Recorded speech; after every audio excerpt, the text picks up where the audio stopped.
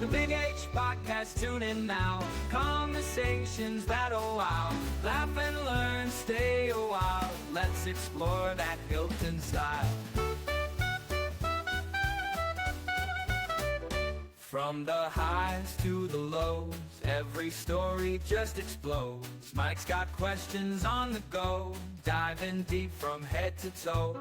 Every week the guests align, sharing moments so divine. Stay with us, the pace is fine.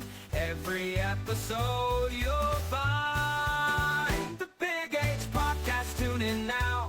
Conversations that'll wow. Laugh and learn, stay a while. Let's explore that Hilton style.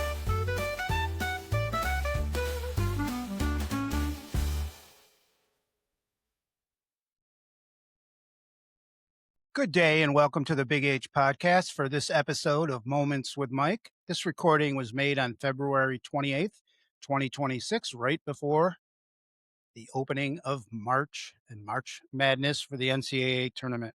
I want to follow up in this podcast with some local sports updates of our sports teams, our individuals, and also follow up with some Village of Hilton races for mayor and village trustee, and then follow up at the ending with my message. As we speak on this Saturday, our wrestlers are competing at the state tournament in day number 2.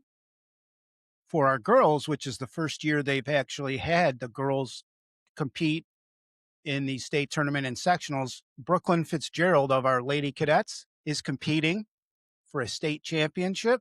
She already won the sectional championship, and I believe she's at the 101-pound weight class. We wish her the best of luck. We hope that we get some good news later on today.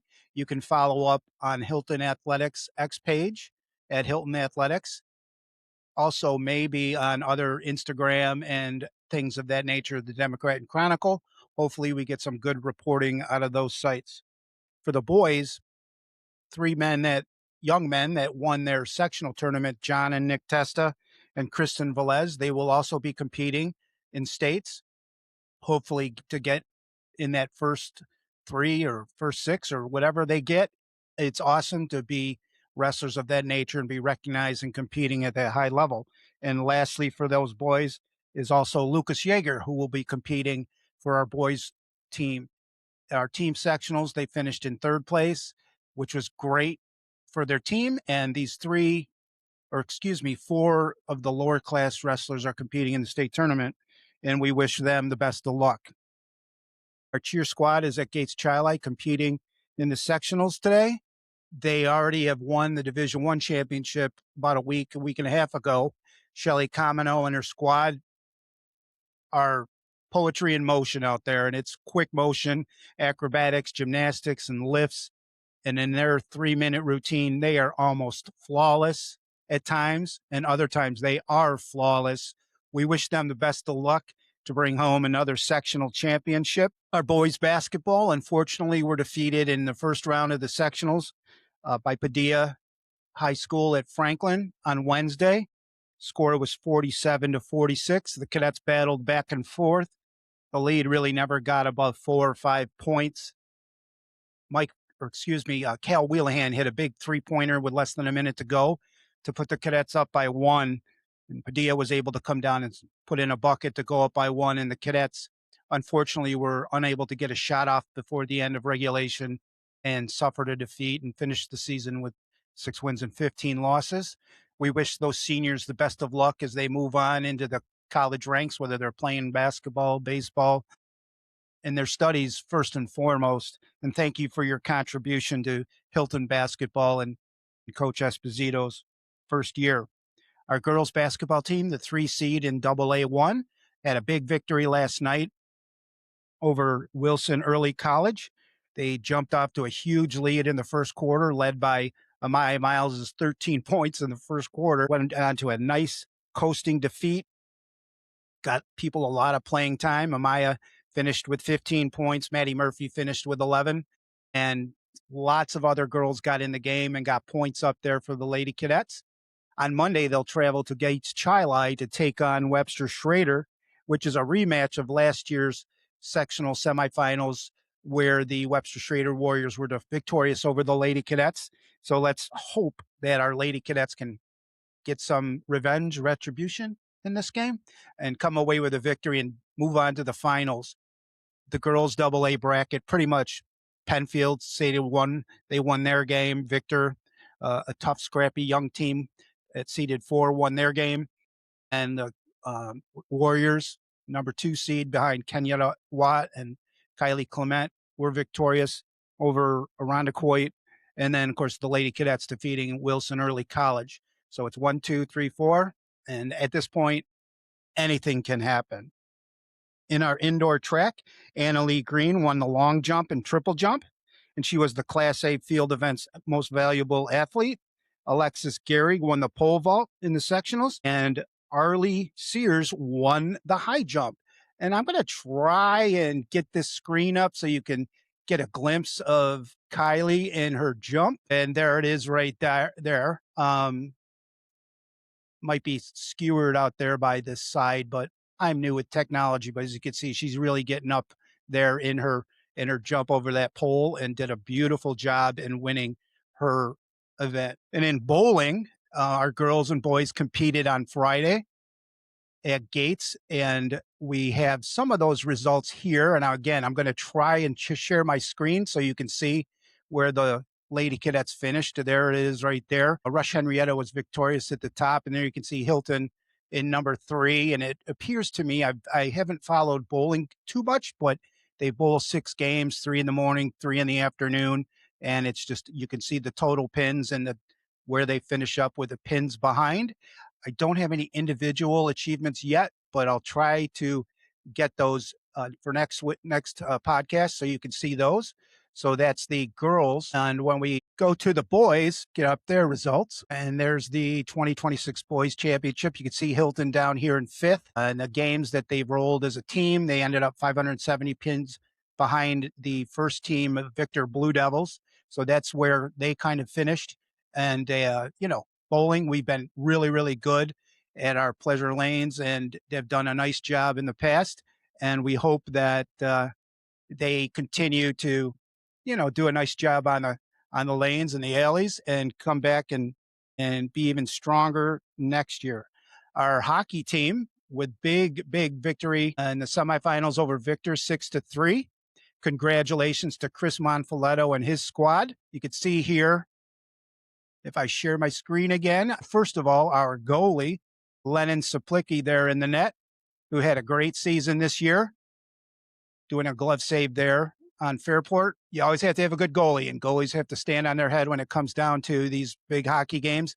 And on Monday, they'll be playing against Pittsburgh, the defending champion. And so we do wish them good luck in that matchup. It's at RIT, the Policini ice rink there at Fairport. Another picture of Lucas Grisanti, who won the Channel 8 Player of the Week. There he is right there with the big crowd behind him cheering him on. It's really great to see the high schools come out and get really, really pumped up and cheer on their squad. And, just school spirit, you can't beat it. And whether it's the country, whether it's the speaker of the Hilton Cadet community, it's awesome to see that school spirit bringing out the community. And the next thing I want to bring up is our mayoral race. And I was able to pull up an article from the West Side News, and the election is on Wednesday, March 18th from noon to 9 at the Hilton Community Center. And there are 3 people vying for the candidate of mayor, and they are Larry Spear, Mike Sangillo, and Andy Fowler. And I'm going to put this article in my in the comment box down below. Larry says, experience matters when it comes to leading our community. He served for 20 years on the village board, acting as liaison to the zoning board, building department, recreation department, and fire department. He thinks his vision is to utilize his problem solving and collaboration skills to deliver high quality services for Hilton residents, promote local businesses, and establish a community-based ambulance service within the Hilton Fire Department. Mike Sangillo, he's a longtime resident of Hilton, a proud father and grandfather, and a dedicated local business owner. He also worked in the Lions Club at Hilton Applefest and Habitat Humanity, and as a Cub Scout leader. He's ready to lead Hilton with honesty, dedication, and a clear focus on what matters most of our families and our future. And our third candidate for mayor is under the future party, and that's Andy Fowler. He's a lifelong Hilton resident and has served 3 terms as a trustee with experience as vice mayor and a liaison to the town of Parma and the Hilton Central School District and Hilton Parma Fire Commission. He says he wants his children to grow up in a community that they are proud of, similar to the way I was raised. We wish those 3 candidates good luck. And remember, there's 3 people vying for that mayor position, and it is a 4-year term. For village trustee, there is 4 people vying for 2 spots. And I'll scroll down and give you a little bit of a bio on each of them, and I'll include the link in my comment section if you want to read the entire article. Representing the Hilton Forward Party is Christine Brower, and she's a candidate for Hilton trustee. She's a resident for 33 years, and her decision to run is driven by a desire to ensure that Hilton continues to thrive, thoughtfully balance progress with the preservation of its unique character. She served on the planning board for 4 years. She's quoted as saying, "I understand the importance of thoughtful planning, fiscal responsibility, and transparent governance." She's committed to being a strong advocate for our residents and a responsible steward of our village's future. John Steinmetz, also on the Forward Party. Steinmetz has lived in Hilton for over 30 years, raising his family and starting a business called the Steinmetz Planning Group in the community. With a degree in city planning, he has worked with local governments across the state as a community planning consultant. Steinmetz believes Hilton deserves leadership that is proactive, forward-thinking, and focused on things that matter most to residents, keeping our village financially sound and not only maintaining, but elevating the quality of life we all value and ensuring everybody has a voice in decisions that affect our community. Also going for trustee is Mr. Joe Lee. Lee has served as Hilton's mayor since 2014, and in March 2025 announced that he would not run for another term in that office. He hopes to become still serving the community, albeit in a different capacity as a trustee. Lee says, "I remain committed to continuing the work he started together, focusing on public safety, quality of living, growth, and supporting our newly elected mayor." And the last candidate for village trustee is Jamie Atoma.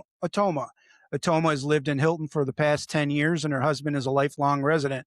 She holds a bachelor's degree in accounting and an MBA in finance, and has worked in strategic sourcing as well as talent and human resources across various industries.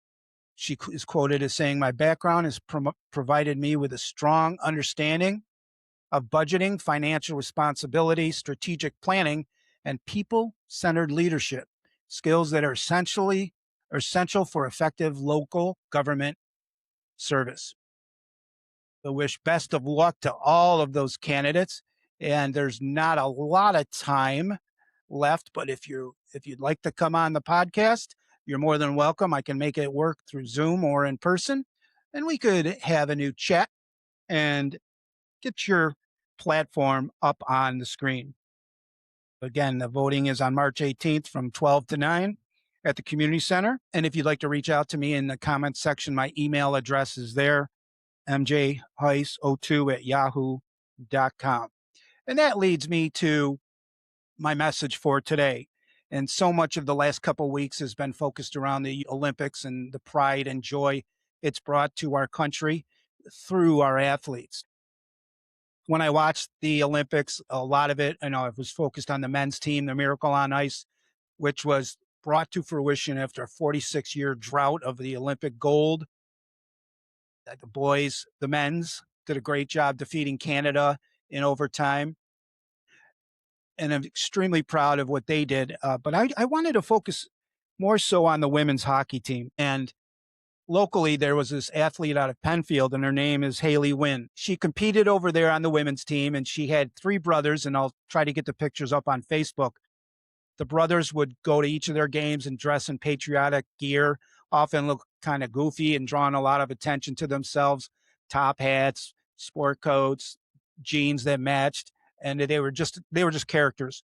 And if you think of what John Wooden said, he was the legendary basketball coach of UCLA and won, I think, 11 championships with Kareem Abdul-Jabbar and Bill Walton. He always said sports doesn't build character, and it reveals it. And of course, it brought out the character and the characters and Haley Wynn's brothers, but it also, the women's team, I don't want to say they were underscored, but they kind of flew under the radar.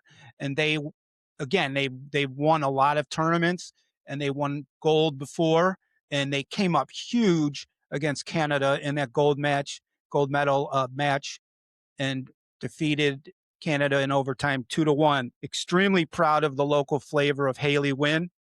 And again, I'll try to get you some pictures. You can see videos up on YouTube of her when she was younger. She was the rose among four thorns, or excuse me, three thorns, with her three older brothers who got her out on the ice when she was young and let her play with the boys. And she just got so good with her skill and her toughness. And she brought that to the USA women's hockey team and helped bring home the gold. And when you watch these things, you think a little bit about your own life. And I reflected a little bit about my family. And I have a sister, Jill, who was an exceptional athlete in high school, best athlete in the Heist family, I have to admit.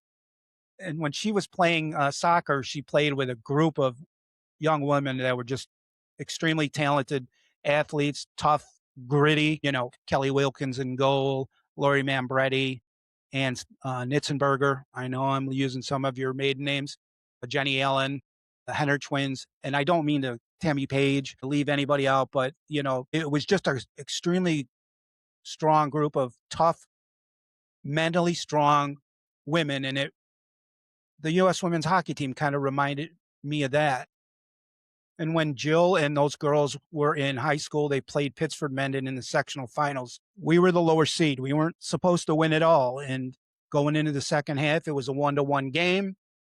And Jill, who was playing left wing, she came down out on the side and she stopped on a dime and clicked the ball to her right. And then her defender went off of her, and Jill fired a shot from 15, 18 yards out, right in the upper right-hand portion of the net for a go-ahead winner. Well, it was go-ahead goal at the time.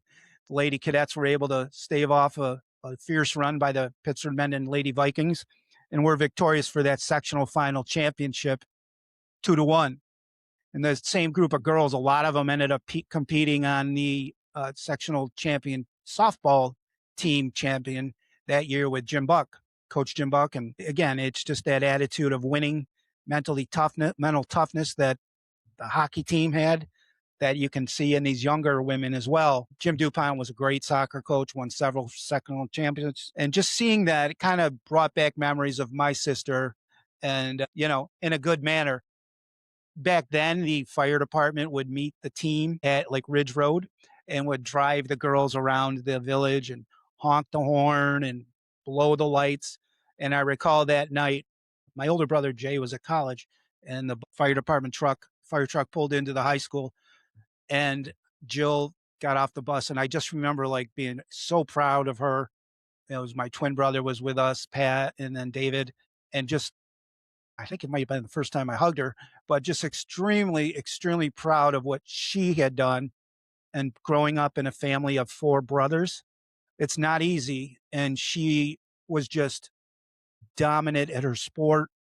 She was the rose amongst four thorns, and just so proud of her. And I could see that in the Wynn brothers and how they looked at their sister and her accomplishment, winning the gold.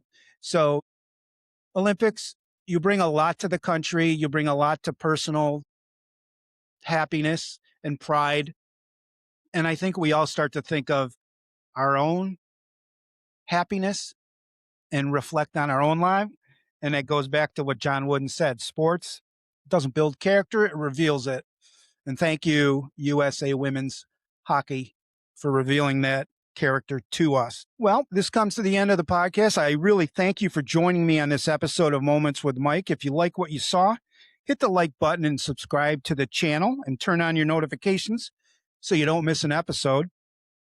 Follow me on X, Spotify, Rumble, and Apple Podcasts, and also on my Facebook page at The Big H Podcast. Best of luck to our wrestlers, our cheer squad, the Lady Cadets on Monday. Bring home another victory, and that hockey team. You're our next miracle on ice. Go Cadets and go Bonnies. The Big H Podcast, tune in now. Conversations that'll wow. Laugh and learn, stay a while. Let's explore that Hilton style. From the highs to the lows, every story just explodes. Mike's got questions on the go, diving deep from head to toe. Every week the guests align, sharing moments so divine. Stay with us, the pace is fine. Every episode you'll find